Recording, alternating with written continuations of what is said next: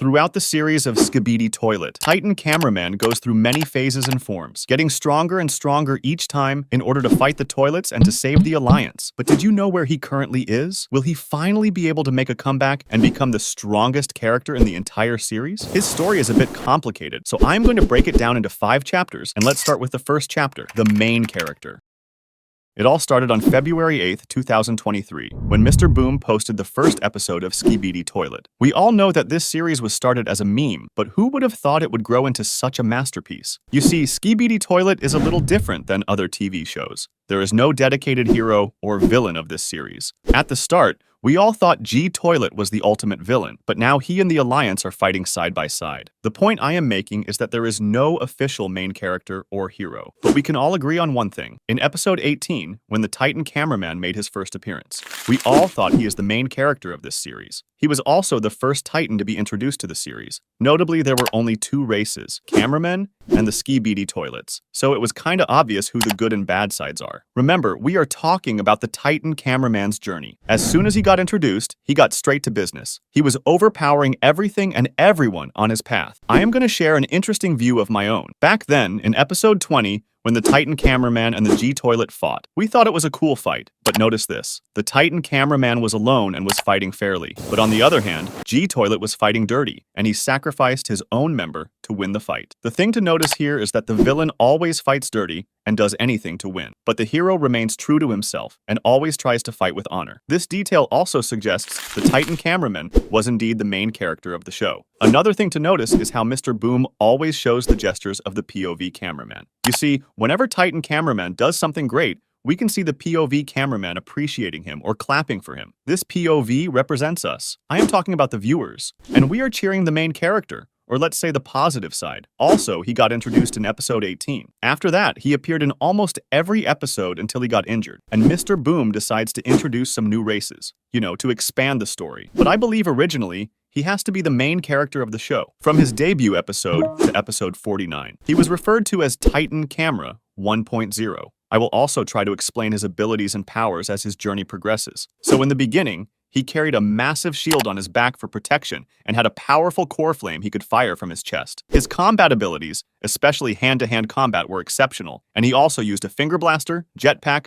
and a lens for protection. I really liked the finger blaster, but I don't know why he doesn't use this move now. Maybe it's only effective against the smaller units? He also had 2 cameras on his shoulder, and their purpose is still unknown, in my opinion. It's just for design purposes and to enhance his looks. Well, this was the first chapter of his journey. Let's move to the second chapter, the strongest. The Titan Cameraman was really strong from the beginning, but his prime starts from episode 50. After a long absence, Titan's Cameraman made a return to the series, stronger than ever. This version of him was unstoppable. Bro was handling hordes of Skibidi Toilets alone. I firmly believe at this point in the story, no other character could beat him in a fair 1 versus 1. Yes, including the other Titans and the G-Toilet. I am telling you, this guy was moving different, and there are multiple examples. In episode 50, Bro saved the camera base and killed every Skibidi Toilet there. In episode 51, Bro was hunting for the enemy man, and he killed his first Astro Toilet as well. He was also the first Titan to be upgraded, and let's see what he has now. His jetpack was refined, and his body armor was upgraded to provide better protection for his core. Additionally, he gained the ability to deploy a magnet or gravity gun installed in his right hand. Let's talk about some of his weapons and gear. Upgraded mechanical railgun. It is one of the Titan Cameraman's main weapons, located on his right arm. Holographic shield. The Titan Cameraman has a holographic shield projector mounted on the left forearm. Brass knuckles. Titan Cameraman seemed to have gotten brass knuckles that are able to extend 3 spikes from the knuckles. He also used other weapons like the mechanical hammer, buzzsaw arm, acid shooter arm, detaining claw, which he got from the detainer Astro Toilet, and many more. I can't fully explain his abilities in this chapter, but I will explain them as his journey continues. He undoubtedly is the strongest member of the camera race. Not including his past version in his upgraded form, he killed 48 toilets from episode 50 to episode 74. That is a lot. He almost won all of his fights. He also beat the G-Toilet 3.0 with ease. The Titan Cameraman only got injured when he was outnumbered or the enemy just used cheap tricks. For example, in episode 65, when he and Titan Speakerman confronted the G-Toilet, we all know he carried that fight. I mean, he did most of the damage. Technically, he won the fight, but the twist is that the G-Toilet was a clone. Yup. That wasn't the real G-Toilet, and they both got tricked. The fake G-Toilet was planted with a self-destruction mechanism. It mainly worked as a distraction, and they were bombed by the kamikaze Skibidi Toilets. Even though he tried to shield himself, he got a pretty big hit, and for the first time in his journey, he gave a thumbs down. Let it be a lesson, guys. Even the strongest guys can fall, but it isn't about how hard I'll get hit. It's about getting hit and keeping moving forward, and that's what he did. He made a comeback every single time. I think these are enough to justify why he was the strongest, and we should move to the third chapter, the supporter. I will be honest, after that incident, his prime and his spotlight went away. It didn't feel like he was the main character, but that doesn't mean he was useless. The thing I love about the Titan Cameraman is that he was never after the clout or the fame. He just wanted to protect his race. He is humble and kind. Titan TV Man has to be harsh sometimes because he is leading them all. Don't worry if this video gets 10,000 likes. I will make a dedicated video for his story as well. Back to the video. We can't forget about the Titan Speakerman. I mean, he is still young and learning. He makes a lot of mistakes and the other Titans have to look out for him. He has the most potential for sure, but he is not reliable for the support role. That's why the Titan Cameraman has to do it. I think this role suits him really well. Do y'all know that both of his arms have been lost? It's crazy to think how much he suffered, yet he never gave up. The point of this chapter is how he always put Titan TV Man and Titan Speakerman first. He always tries to support or help them. I am not saying the other Titans don't help. Don't get me wrong. They are great too, but there are levels to this. In episode 51, he was the POV of that episode. He carried Plunger Man with him and supported him. In episode 64, he supported the Titan Speakerman. There are a lot of other incidents as well, but let's cover those in the next chapter. Now, I want to talk about his personality. Even though he doesn't make it too obvious, I think Titan Cameraman is the smartest and the most mature one from the Titan trio. I don't care if you think I am glazing him. I love this man to death. Titan Cameraman was a towering figure in the Alliance, defined not just by his power, but by his stoic and noble nature. He carried himself with calm strength and was deeply protective of his allies, especially his fellow cameramen and Titans. Despite his intimidating presence on the battlefield, he always placed loyalty and friendship above everything else. His close bond with Plungerman highlighted his compassionate side. In episode 51, he helped him climb onto a roof, showing the small but meaningful ways he supported his comrades. When Plungerman was killed in episode 70, Titan Cameraman was visibly shaken. His grief was clear, but instead of breaking down, he turned that pain into determination. For Plunger.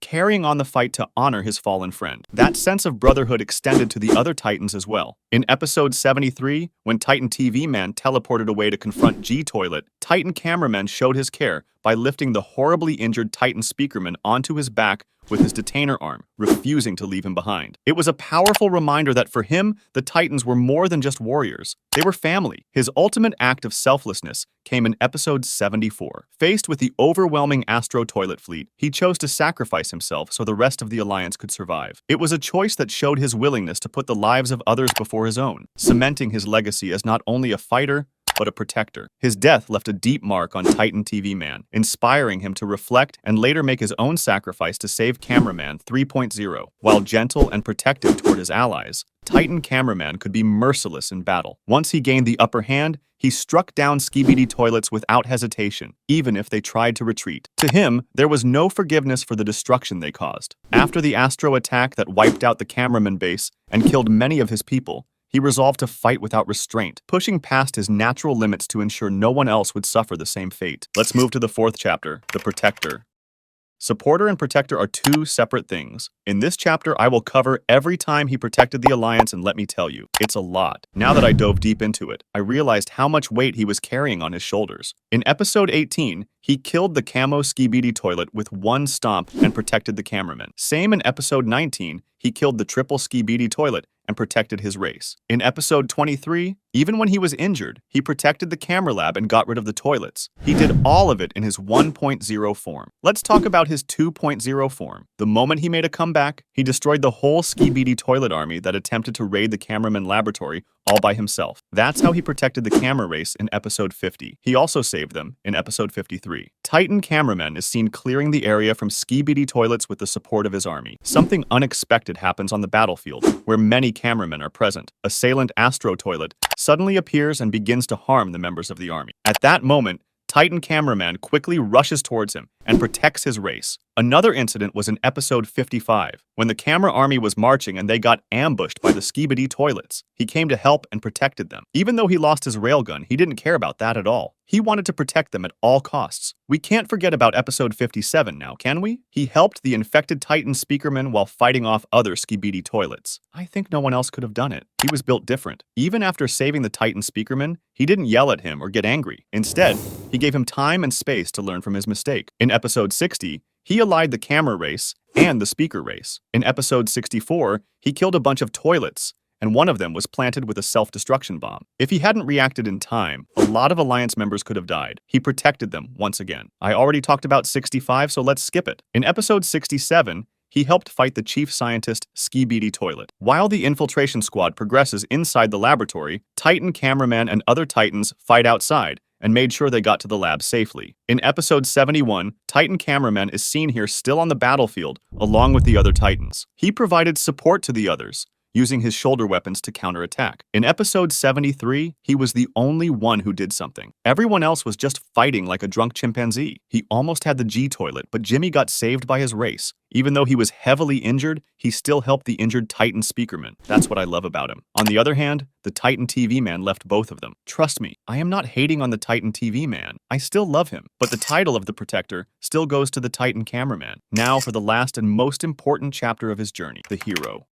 You all might be saying how he deserved the title of the hero. I mean, it's better if I just show y'all. I will cover all of his feats in this last chapter. He first showed his strength early on. In episode 18, he stomped down hard and killed the camo Skibidi Toilet in just one hit. In episode 19, he proved his power again by defeating the triple Skibidi Toilet. Much later, he made a huge return. In episode 50, he had his first official appearance and also became the very first Titan to be upgraded. This was the moment where many of his powers and weapon functions were shown for the first time. He single-handedly destroyed an entire Skibidi Toilet army that was trying to raid the cameraman laboratory, wiping them all out by himself. He continued showing dominance. In episode 51, he easily defeated the Rocketeer Astro Toilet without struggling at all. After that, he completely cleared New York of most Skibidi Toilets. His destructive power was on full display again. In episode 55, he brutally killed the jetpack rocket Skibidi Bathtub, who had tried to stop the disinfection squad. He then kicked the skull dismantler Skibidi Toilet and finished him off with a powerful railgun shot. He also faced serious challenges. In episode 57, he confronted the infected upgraded Titan Speakerman, and with the help of TV Woman,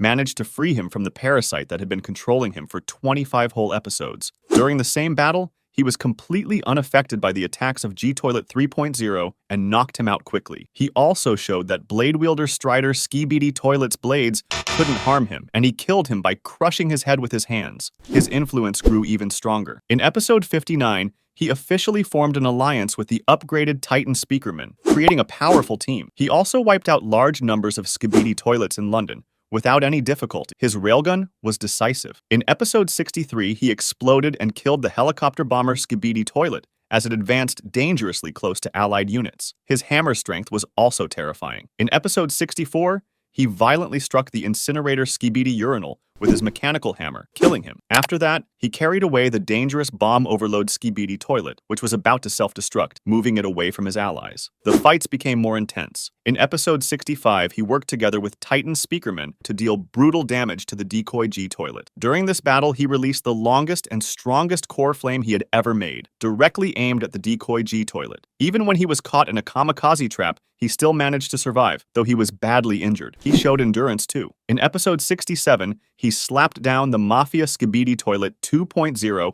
and endured his attacks. He then killed the Quad Buzzsaw Skibidi Toilet 2.0 and even ripped off one of his buzzsaws to use it as a weaponized arm. Despite being targeted with countless attacks from Chief Scientist Skibidi Toilet Mecha, he managed to withstand the assault. His teamwork also shone. In episode 69, Titan TV Man gave him extra energy, which recharged his core and made it usable again after being weakened. He wasn't just a fighter, but also a destroyer. In episode 70, he broke apart the Skibidi Toilet Hydro Dam and caused massive destruction. He then stole the shooter weapon of the acidic artillerist Skibidi Toilet and used it against him, killing him with his own firepower. His upgrades continued. In episode 72, he took a detaining claw and attached it to his arm, making himself even deadlier in battle. He turned the tables against an even stronger enemy. In episode 73, he ripped off one of G-Toilet 4.0's powerful lasers and then used his detaining claw to absorb the laser energy. He hurled all of that energy back at G-Toilet, burning him with his shoulder cannons as well. Even when things looked bad, he stayed reliable. In episode 74, he deliberately drew the attention of the Astro Toilets toward himself, distracting them so that Titan TV Man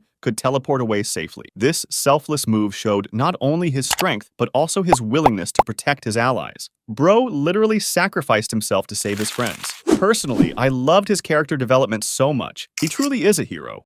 Okay, guys, that was it for today's episode. If you want more of these videos, make sure to like and subscribe.